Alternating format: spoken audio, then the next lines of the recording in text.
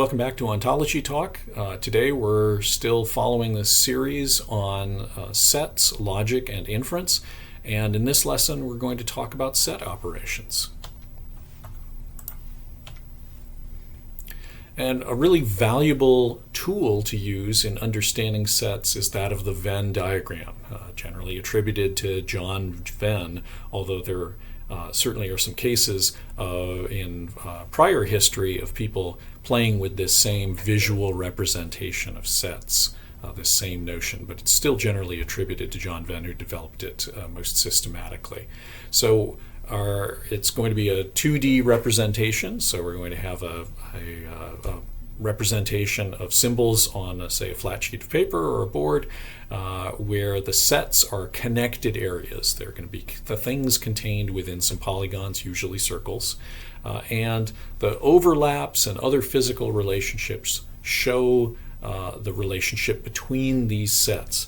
And if we do this right visually, we can show all possible set relationships. It's a really powerful tool. Let's take just, for example, the set of all square numbers. So 1, 4, 9, which is the squares of 1, 2, 3, and so on. And then we can also have the set of all odd numbers, 1, 3, 5, 7, 9, etc.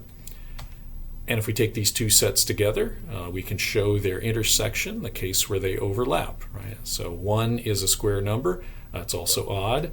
9 is a square number, the product of 3 and 3, it's also odd, and so on.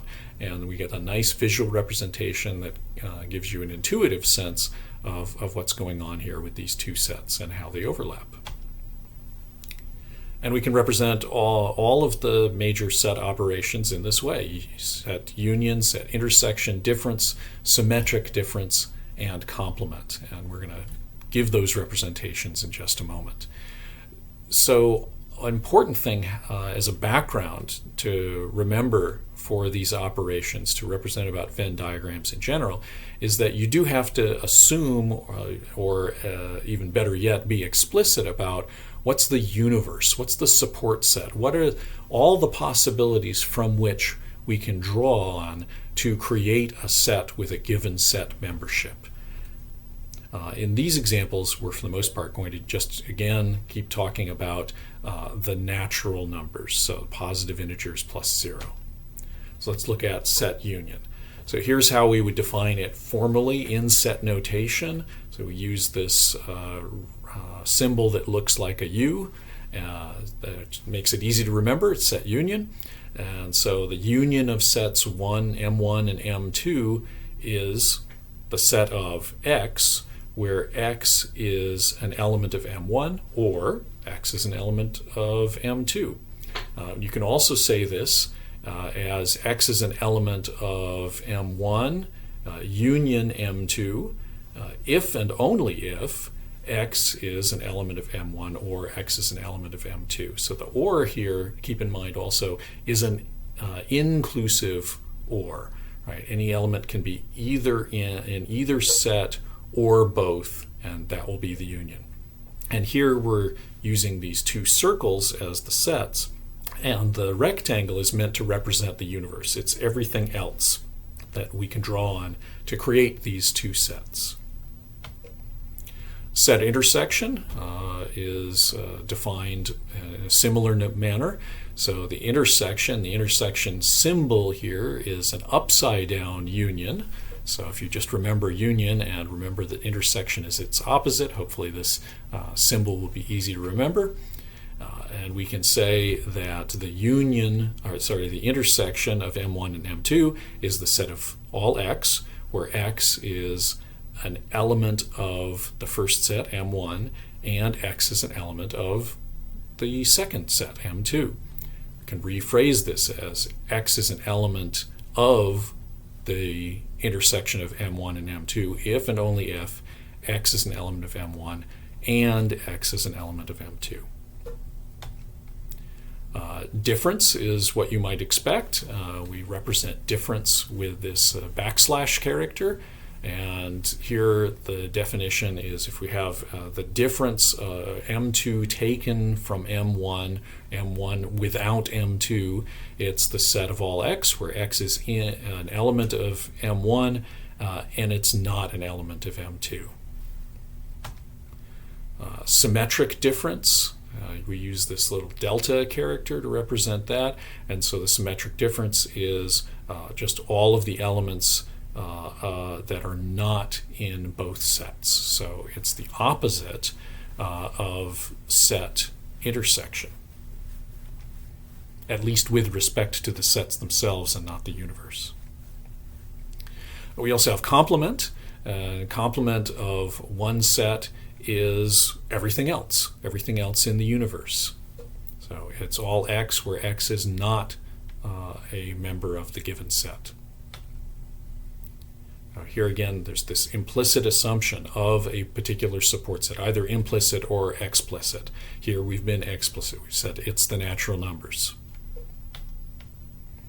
And we can play with some of these operations in Python. You may have already used them if you're an active Python programmer and not even realized that this is set theory that you're doing. Really useful stuff. So if we have two sets, S1 and S2, we can take the union.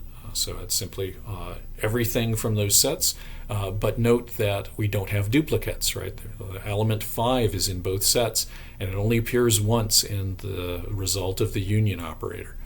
If we take the difference, it's just the things that are not in the things that are in S1 but that are not in S2. Well, the only element that's in S2 that's in S1 is 5, so we wind up with S1 minus 5 essentially. And for the symmetric difference, well, only 5 is in both sets, so the symmetric difference is everything else, 2, 3, 7, and 11. So I'd recommend trying this. It's hopefully pretty easy, but play with the definition of the sets and see what you get. So let's do some more complex exercises. So here's a list, and I'd suggest try these out on your own. In a moment, I'll talk them through, but the exercise of playing with them yourselves and trying to come up with the right answer will be really valuable in making sure this stuff sticks in your head and gets learned.